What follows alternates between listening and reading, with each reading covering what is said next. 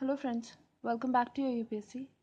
Today in Geography of India, we are going to continue with the topic that is mineral resources of the country. So let's get started. So if we talk about minerals, minerals are basically of two types. First one is metallic mineral and second one is non-metallic mineral. In metallic mineral, we have two categories, that is ferrous minerals and non-ferrous minerals. Ferrous minerals, they contain metal such as iron ore, manganese, chromite, pyrite, tungsten, nickel, cobalt, etc. While non-ferrous mineral they consist of gold, silver, copper, lead, bauxite, tin, manganese, magnesium, etc. Now, in non-metallic minerals, these do not contain any metals, and the main non-metallic minerals are like limestone, nitrate, phosphate, dolomite, mica, gypsum, etc. Okay. Now, today we are going to study about the metallic minerals or the metallic resources of the country.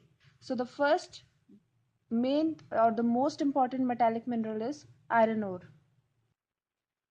Now, iron, as we all know, it is a metal of universal use. Okay, so it is actually the basic metal that is used in each and every industry. Okay, so if you look at any of the industries, whether it be textile industry or chemical industry, the basic machines and instruments that are being used in those industries, they are made up of metal, and the basic metal is iron. Okay, so the iron, it is not only used in industry but it is very important for our infrastructural development.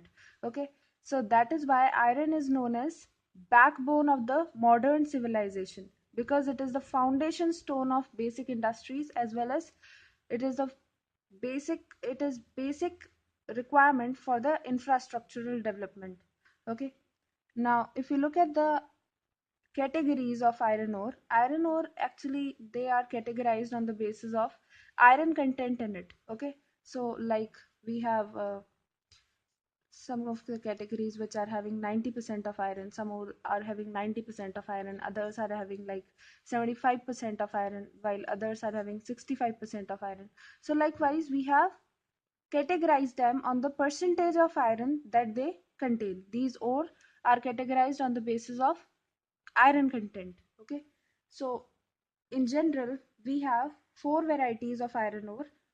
They are hematite, magnetite, limonite and siderite. Okay, now magnetite, it is the best quality of iron and it contains about 70% of the metallic content. Okay, and it occurs as a massive, hard, compact and bumpy ore having reddish or coral red color. Okay, so this one is having the highest iron content, that is 70%.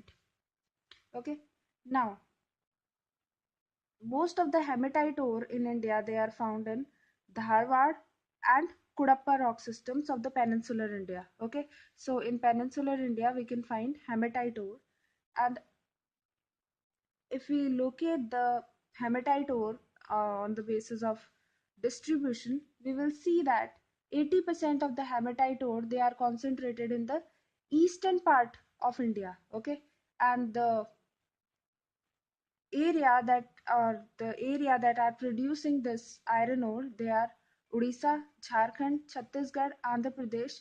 Okay, and in the western section, the major concentration is in Karnataka, Maharashtra, and Goa. Okay, now if you look at the another ore, it is magnetite ore.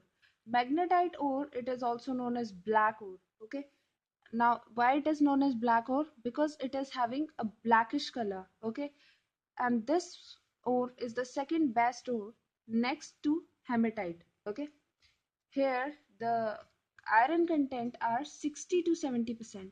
Okay, 60 to 70% iron content. And magnetite ore, they are found in Dharwad and Kudappa ranges, Kudappa rock systems. Okay, so like hematite ore, they are also found in Dharwad and Kudappa systems. Okay,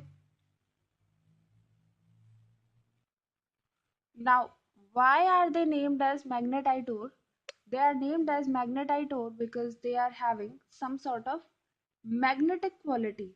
Okay, so they are having magnetic quality, hence they are named as magnetite ore. And most of these ores, they are found in the reserves of Karnataka, Andhra Pradesh, Rajasthan, Tamil Nadu, and Kerala. Okay, then the next is limonite. Limonite, they are it is actually inferior ore.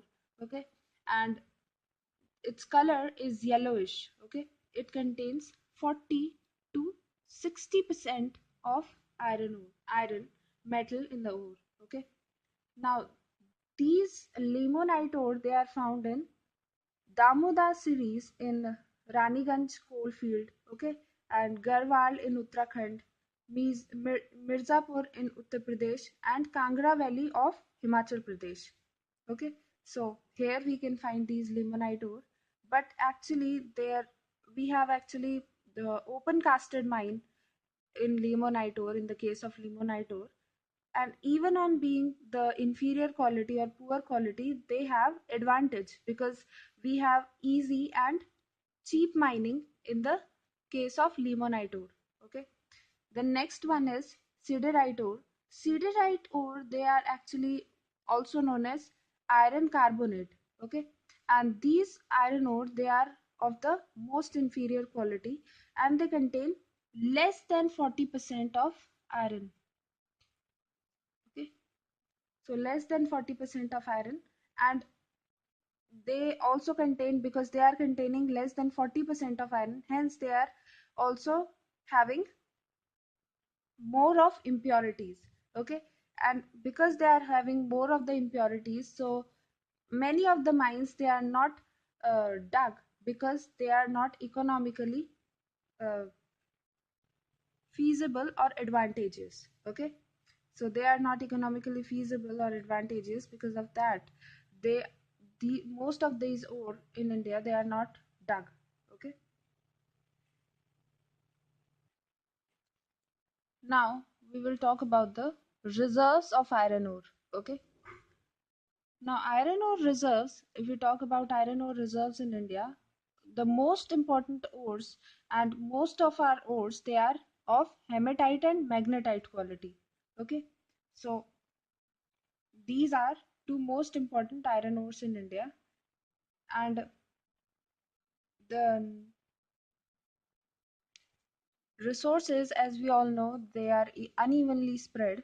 So the resources, they are actually spread in the state of Andhra Pradesh, Assam, Bihar, Maharashtra, Madhya Pradesh, Rajasthan, and Uttar Pradesh.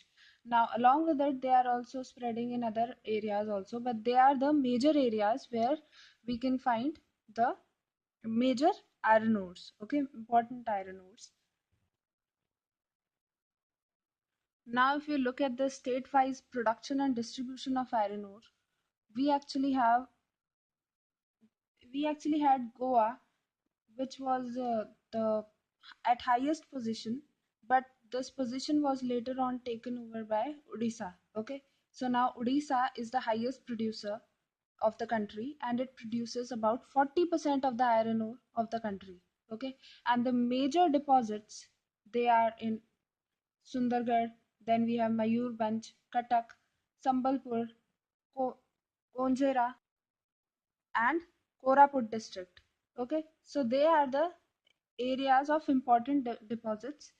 And India's richest hematite deposit, it is located in Barbil Koira Valley. Okay, so the Barabil Koira Valley we have.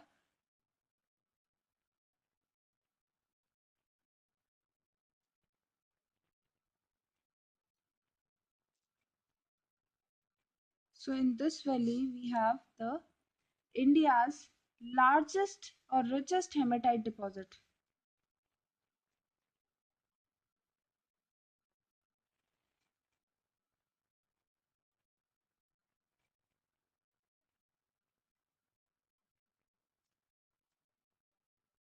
Okay, so it is having India's richest hematite deposit. And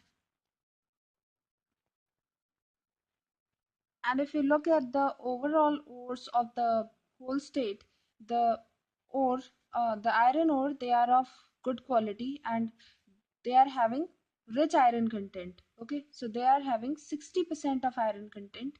That means they are the ores of very good quality or good grade ores. Okay, next state that we have is Goa. Now Goa actually stands at the second largest as the second largest producer of the country, and it produces, or its reserve, they account for actually 11% of the total reserves of the country, and it produces 20% of the total production in India. Okay, so out of the 100%, 20% of the production is from Goa, and most of the iron ores of the Goa, they are exported to Japan. Okay, even though in Goa we have low grade limonite and siderite ores, but they are having a proximity to sea. Okay, so we have sea route here, and the another thing is they are open casted mines. Okay, they are open casted mines, hence the extraction of the iron ore, it is very cheap. Okay, so the low grade iron ores, they are extracted and they are directly exported. Most of them are directly exported to Japan via the sea route. Okay, now if you look at the mines of Goa, we actually have 315 mines in Goa, and Goa is actually divided into three, that is Northern Goa, Central Goa, and South Goa. Okay, so in Northern Goa, we have Pirna, Adolpil, Ansora, Sirigaon, Dadla, Dadal, Daldal. Okay, so these are actually important areas in North Goa. Then in Central Goa,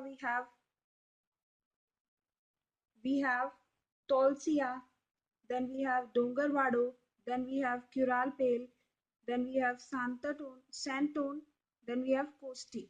Okay, so these are important mines of the Central Goa. And lastly, in the Southern Goa, we have like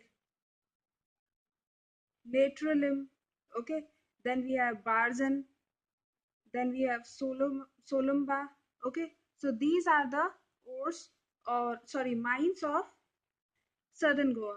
So these are the major deposits, and from here, the because of sea route and ropeway of local transportation, we have Marmagao port.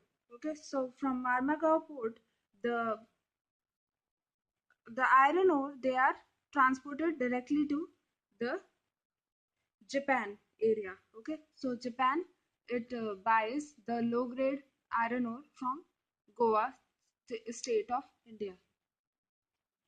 Then next we have Chhattisgarh. Chhattisgarh, it is the third largest producer and it produces about 18% of the country's total production.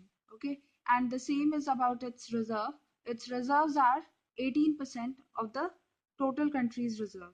Okay, now the iron ore here are widely distributed, and the prominent deposit in these iron ore we have in Bastar district and Durg district. Okay, so Bastar and Durg district, they are having the prominent deposits, and the reserves in these district, they are about 4064 million ton. Okay, now all the reserves, they are of high grade quality. Okay, they are high graded ores. Okay, and they contain 65% of iron ore. Okay, so they are actually very high graded iron ore. And the other deposits, except for Bastar and Durg district, we have Baladila, then we have Dantewada, okay, then we have Birjapur, etc. Now along after Chhattisgarh, we have Jharkhand. Jharkhand actually accounts for 25% of the total country's reserves, and out of the total production of the country, the production of this state is 11%. Okay, so with 11%, it stands at the fourth position after Chhattisgarh. Okay, so it is having 11% of the production of country.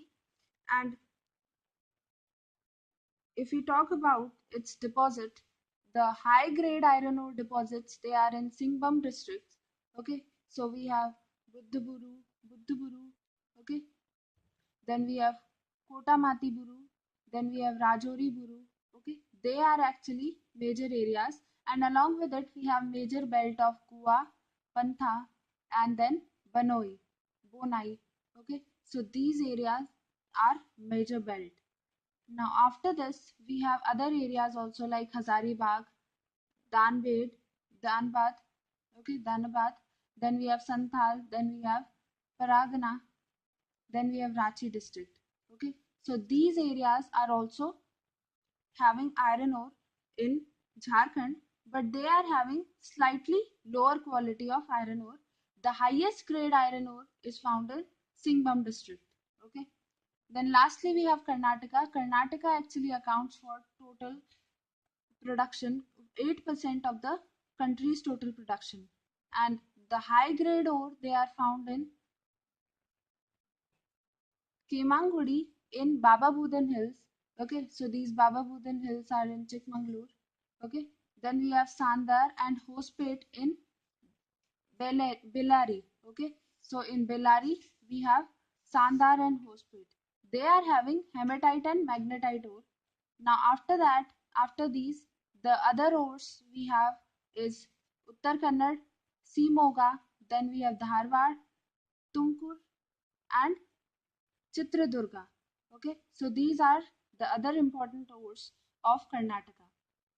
Now, along with Karnataka, we have other states also like Andhra Pradesh. Andhra Pradesh accounts for 1.02% of the total production of country.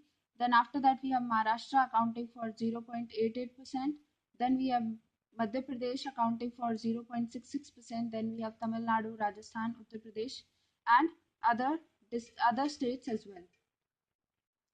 Now, if we talk about the export of iron ore from the country, India actually stands as the fifth largest exporter of iron ore in the world, and about one fourth of our iron ore it is exported, and it is exported to the countries like Japan, Korea, other European countries, and Gulf countries as well. Now, if we talk about our biggest buyer, Japan is our biggest buyer, and it purchases about three-fourth of our total export. Okay, so if we are actually selling 100 grams, then it is buying 75 grams of the total uh, sale. Okay, so three-fourth of the total export is by or is bought by Japan only. Okay, so this was about iron ore of the country. So that was all for today, guys. I hope you enjoyed today's lecture. Let's meet in our next class. Till then, take care and have a nice day. Thank you.